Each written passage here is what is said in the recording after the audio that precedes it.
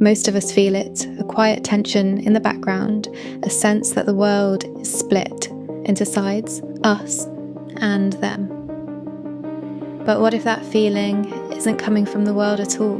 What if it's coming from how the mind tries to feel safe when everything feels uncertain, gentle? In this video, we're not choosing sides, we're stepping back to look at the story itself. Yesterday, I noticed something in myself that I didn't like. I was scrolling, and I felt my chest tighten before I even read the post. Not because I disagreed yet, but because I knew I was about to. There was a quiet sense of relief in that moment. I knew who I was, and who I wasn't, and that's when it hit me. The moment you decide who you are against, the world divides itself for you.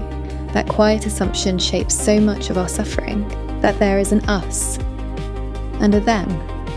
And the moment you believe that, the conflict has already entered you.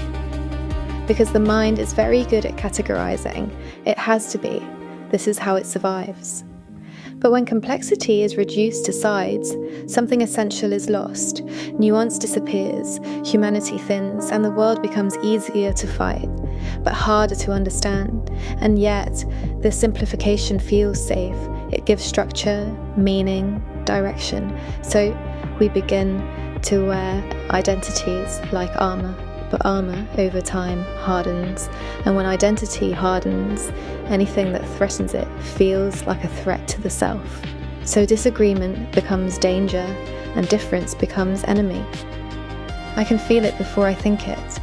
The jaw tightens, the chest contracts, the breath shortens.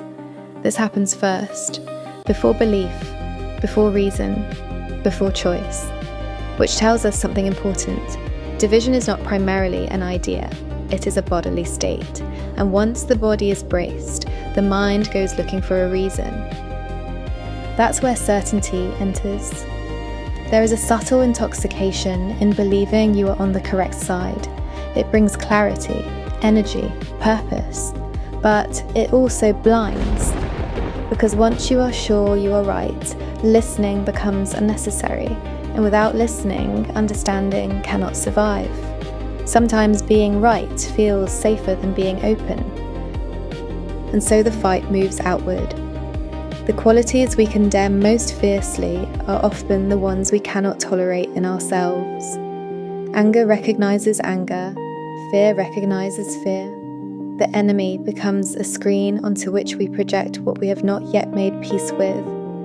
Sometimes I realize I am arguing with a version of myself I haven't learned to hold yet. And in that moment of noticing, of softening, there is a quiet return, a pause, a sense of standing again. You are here. Because to see clearly does not mean to stand nowhere. It means to stand here, present, aware, unhooked. And when observation replaces reaction, the world becomes more intelligible and less threatening, not because it changed, but because I did. So the illusion of us versus them is not merely a social problem, it is an inner habit. And like all habits, it can be seen. In the next part of this series, we'll explore what happens when we stop feeding division and begin grounding ourselves in something deeper than identity. Until then, notice gently, where does the world divide? And where does it remain whole?